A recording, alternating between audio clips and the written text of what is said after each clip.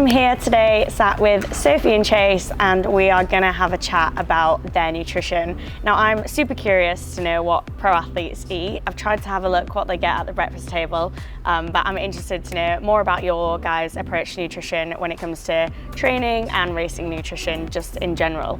So I guess like a good place to start is, do you guys follow a particular nutrition plan, diet plan? Like, how structured is it?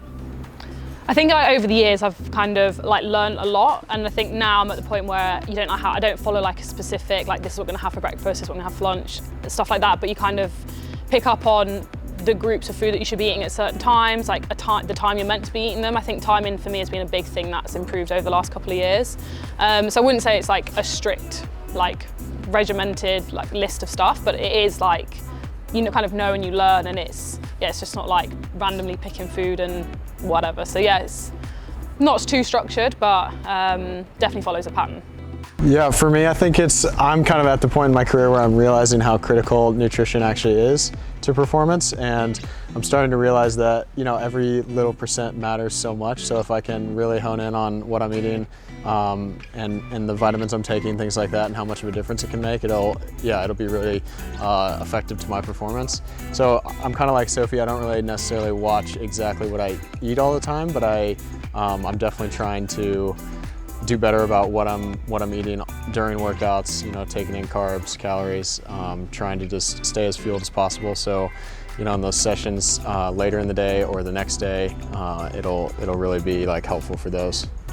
Yeah, because I guess if you guys are training multiple times a day, you've got to fuel for the next session, right? You've got to recover well from the first one. So you were saying about timing. I guess it's just making sure there's always something straight after you've done a hard session, because you've got to think about what's in a few hours to come. Yeah, I think like with nutrition, you're never fueling for that session, and you're not really like the recovery. Yeah, okay, you're recovering from that session, but it's not just about that session. It's the next session, the day after, and the way we train. Like, you know, we do blocks of training. It's not like you get 2-3 recovery days or easy days. Like, you know, we work on a program where you get like 1 or 2 easy days every 2 to 3 weeks. So like, it's not about that one day. But yeah, I think the timing's a massive thing. Like, as soon as we've finished a key session, like you're getting a recovery shake within that 30-minute window. And I think even just by getting that in, you're getting something in the hydration as well. Like, you're getting that in within 30 minutes, and it kind of gives you a bit of breathing space to go and have a shower, then go and get lunch, or then go and get dinner. Whereas before I'd kind of be like, oh, well, I'm not really that hungry, and like I'm having like lunch like straight after anyway. By the time you've had a shower and you've gotten changed and you've gone down and prepared food, like you could be like over an hour before you have something. And like, I think that like is really critical. And even if what you're having isn't perfect, like something is better than nothing in that situation. Yeah. And do you look into the macronutrients that you're having at these meals? I know you said you're quite relaxed and you don't have the exact same thing all the time, and it's not necessarily what it is, but do you look and think, well, I've done this, so that meal therefore should be higher in protein than normal, or that's to prepare for a session, so it should be higher in carbs? For me, it's like with every meal, I'm just trying to mix a balance of some sort of protein, veggies, and like a grain, right? So if it's pasta or rice, something like that. But yeah, I'm not like measuring everything per se, but definitely I enjoy cooking, so I love to cook every day. Just mix it up, something different for dinner. And then it's nice to get your blood tested, or, you know, with something like NGX where you can actually see what you're missing or what you're really good at maybe, and you don't need as much of. Just to have like the data behind it is super fun, because then you can like try to implement new things into your nutrition, which I think can be helpful. Do you currently supplement with anything outside of food, whether it be vitamins, minerals, protein powders, etc.? Vitamin D is a big one for us living in the UK. Yeah, I know, it's sad. I've never taken vitamin D. Yeah, the big one for us is vitamin D. Like, when we're tested blood in the like middle of the year, I'm normally all right, but that'll be the only one where I'm like efficient level. Everything else I'm way below. So vitamin D is a big one for us. And then I just take like a multivit through the year when I'm traveling. And then like if you're like getting a bit run down and stuff like that, then kind of like your magnesium and your Vit C, but try not to do too much. Like, try and get most of it from food, but sometimes like it's just impossible to get everything from food when you need so much. Yeah, for me, I try to get mostly everything from food as well. Through blood testing in the past, I've found that I'm like deficient in iron, so I take an iron supplement every day. I take a multivitamin pretty much every day, and then around travel, and if I'm feeling like immunocompromised or whatever, tired, I'll take vitamin C and zinc. Yeah, it's pretty interesting when you like look at different perspectives of coaches and athletes. You can either be like, a lot of people are high carb and a lot of people are low carb, and it's like there's not really an in between, and it's like you're either one or the other, and they're so different, and like I have no idea what's better for me, but I know my coach is like very high carb, but I've heard of people that are low carb, and like, yeah, it's just crazy how, you know, performance can be changed by that little thing. Yeah, so it'll be interesting to see what you, not necessarily what your whole training group and coach recommend, but actually what is best for you specifically. Yeah, definitely. And what about caffeine? I feel like that's quite an interesting one. Like, we obviously travel around with all you athletes, and there's certainly people who bring all their own coffee and everything to events, and then I know people who cut out caffeine before a race and just have it on race morning, or don't have it at all. What's your guys' take on it? I mean, I'm probably not the best person to ask because I don't really drink coffee, so I'm a tea drinker, but which is still quite high in caffeine. Yeah. Classic British though. Bring my own tea bags. I don't use anything like caffeine-wise. Like, I've stayed away from it really. I don't feel like I need it, and it's one of those things that you kind of got to trial it, and you know, if you're supplementing with tablets or whatever, gels and stuff I take don't have caffeine in, so. So you actively avoid it? Yeah. From like a stomach point of view, I just think I'm fine with what I've got, and it can trigger, can't it? So I was like, I'm just going to stay away.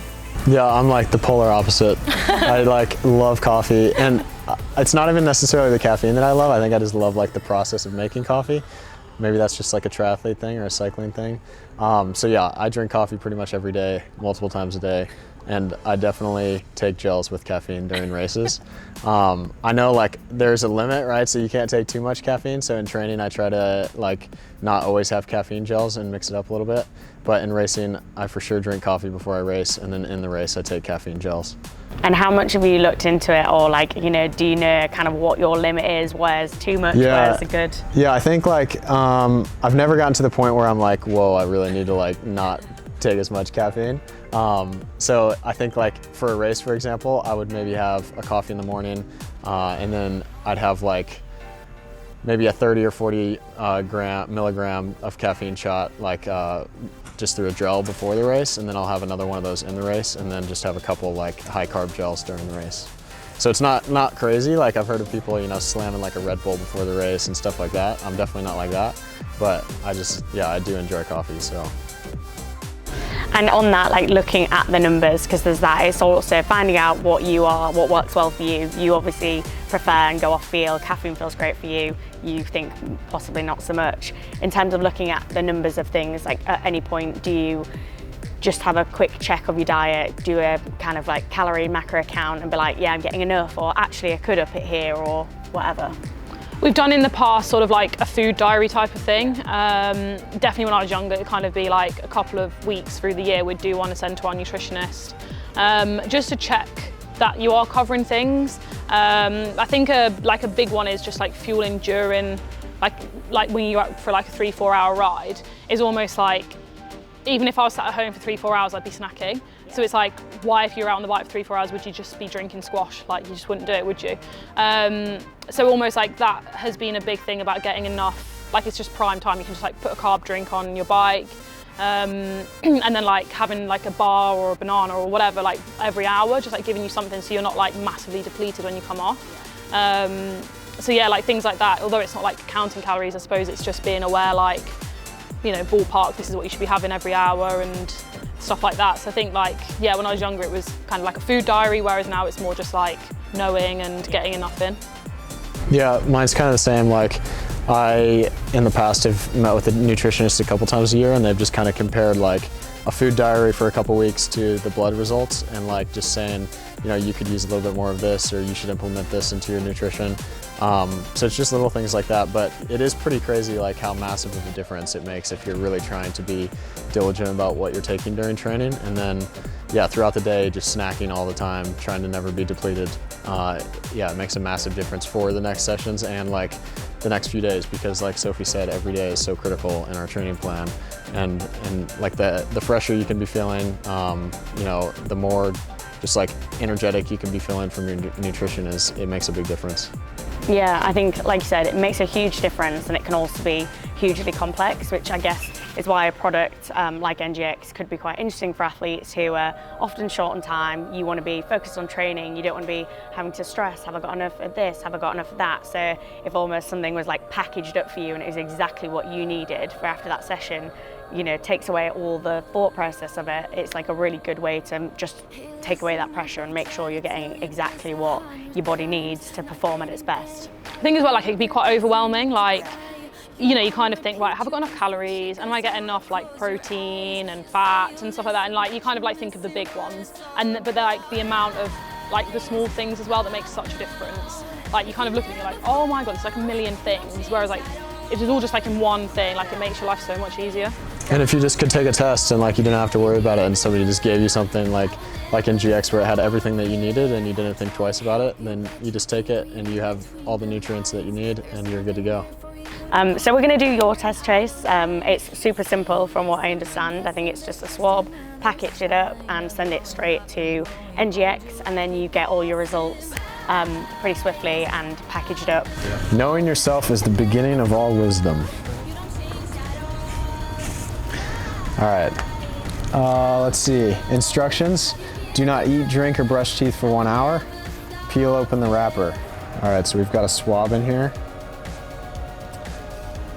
Rub the swab on inside of cheeks for 1 minute. 1 minute. You got 47 seconds left. 3, 2, 1, done. Quickest minute ever.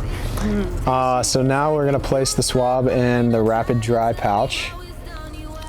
Swab head down. Fold and seal with the label. Where's the... This is supposed to have a sticker on it, I think. Oh wait, no, it's here. My mistake. Yeah, just this little thing. So you've got a unique barcode here.